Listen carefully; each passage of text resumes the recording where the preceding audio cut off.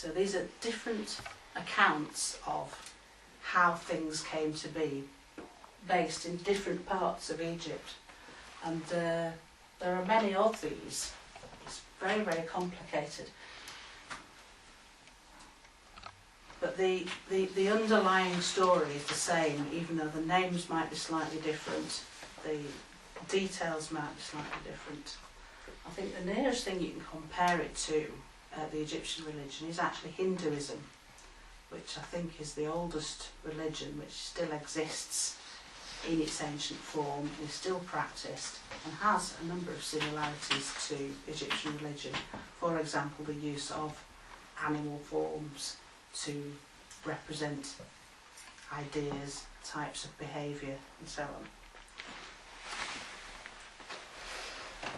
So out of this watery chaos comes creation through the initiating one God, who then creates two, who create two more, who create five, and out of that come all the others.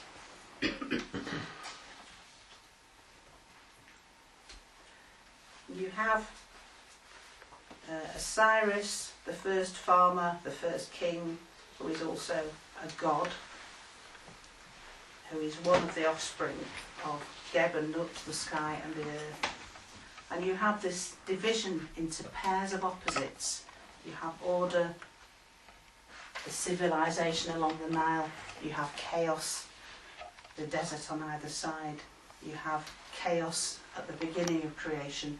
You have order coming out of that, whether it's Atum, the sun god, creating himself out of nothingness, or whether it is the order created by the god Ptah, who creates by the utterance of the word. You have Kemet, the black land, Deshret, the red land. You have that which is inside, that which is outside, which is one of the ideas put forward by the people I mentioned before. I think it's Colin Renfrew, who was the instigator or the main person who set up this conference last year on archaeology and neuroscience. People developing civilization began to become aware of what is inside your particular circle of people, your particular tribe, your particular family, and that which is outside. And this is what you're seeing within the Egyptian religion as well.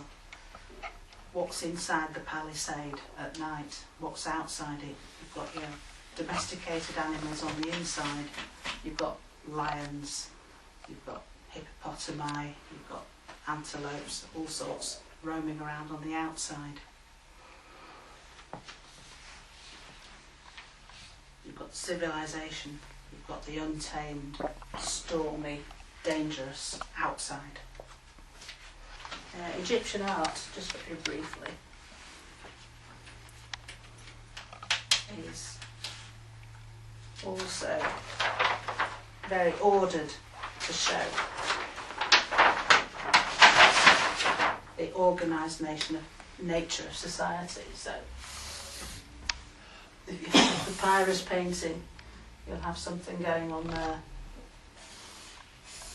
So you've got a shrine, and in there you've got Osiris.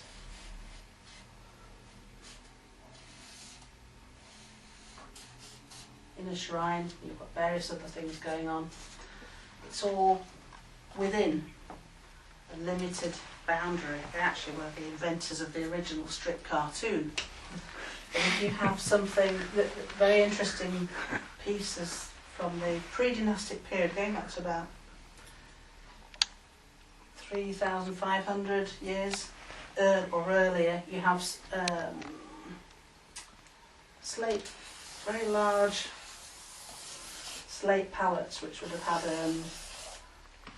an area for grinding on. The Egyptians all wore makeup. It actually protected their eyes from the bright sun, well, apart from making them look nice as well. And they had very, very large votive decorated slate palettes, some of which had very organised designs, or the beginnings of organised designs, and some of which where you will have hunting scene where you've got things all over the place and soldiers going out, hunters going out to catch wild animals in the wild desert area, and there everything is dotted around all over the place, which I think represents this chaotic outside civilization. And images where you have something structural going on, you will have these what are called registers, where different things are happening in different parts of the picture.